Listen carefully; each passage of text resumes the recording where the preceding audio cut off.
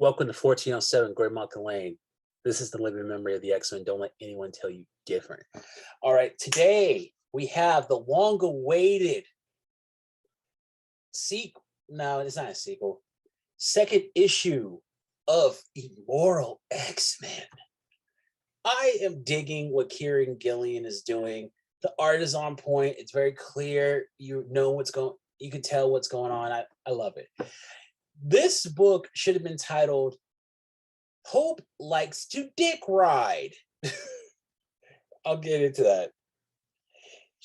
All right, so with Hope Summers, she's not Cable's daughter, despite what Marvel wants you to say. He's more of a court-appointed guardian. That does not make you a parent. That just says you're looking out for them. It wouldn't be any different than if he was like an uncle or something. Whatever. I don't like Hope.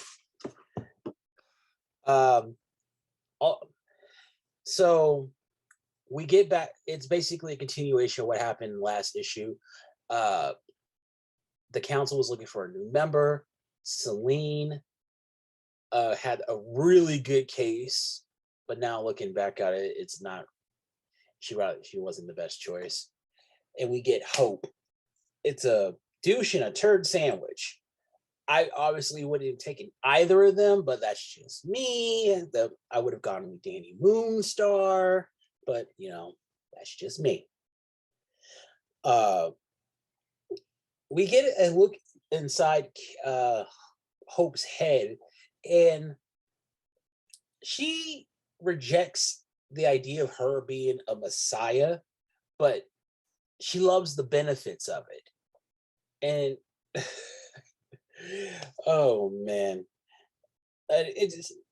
she's I have issues with her. She's just like, just go away. I want her to be retconned. Just retconned. We see this big Godzilla size thing, monster terrorizing Krakoa. And it's cool. We get some cool fight scenes. We get Storm and Magneto, and they are literally a power couple. Now, Black Panther and Storm, a lot of people want that because, the whole,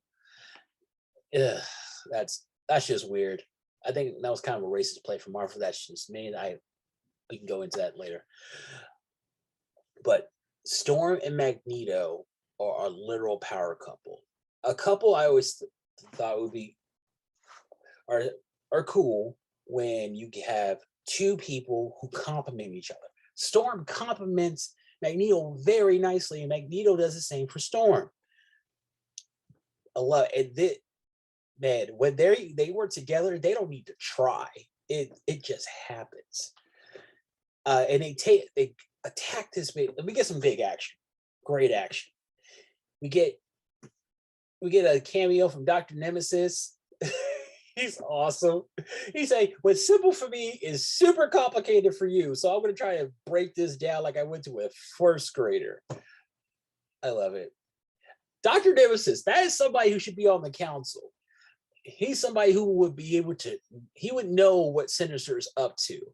And I am all for it. Dr. Nemesis for the council. Let's make it happen. Like, who cares that he used to be a former Nazi? Sinister was a former Nazi. Then we get Hope and Exodus having an exchange. Exodus, who was the person who convinced Hope to apply for a seat on the council. And she's like, he's crazy. Da-da-da. I'm like, yeah, but he's your number one supporter. Watch, if you wouldn't be here if it wasn't for him. A little respect.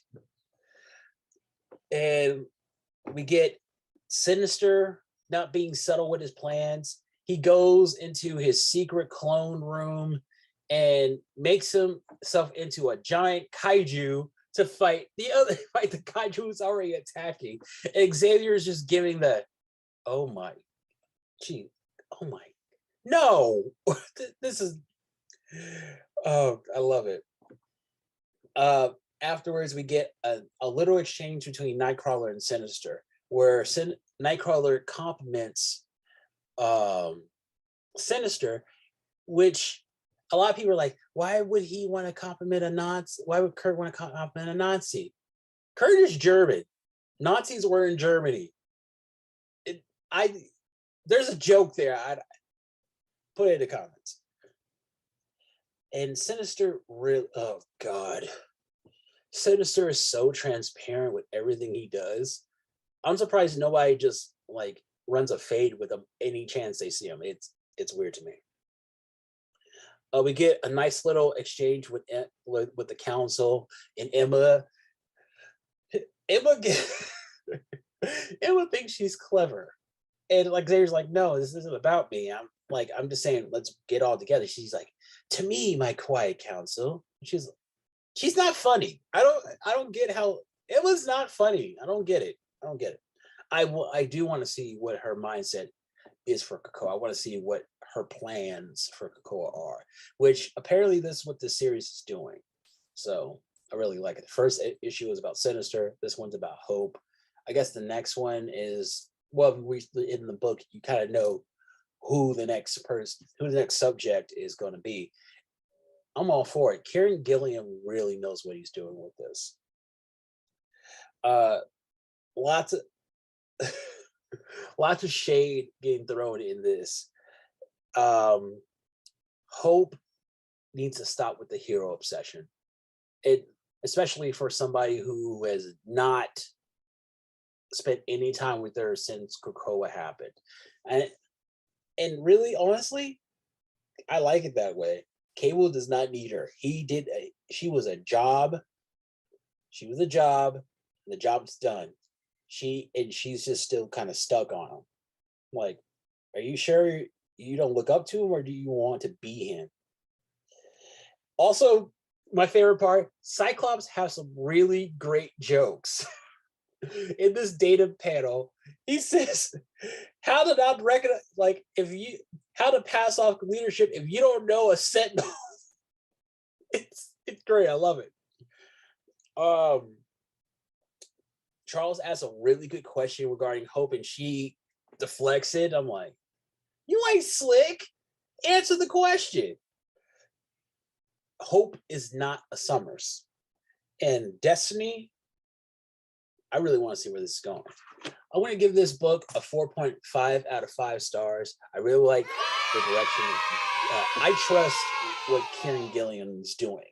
I love it. I really want to see where they go with this.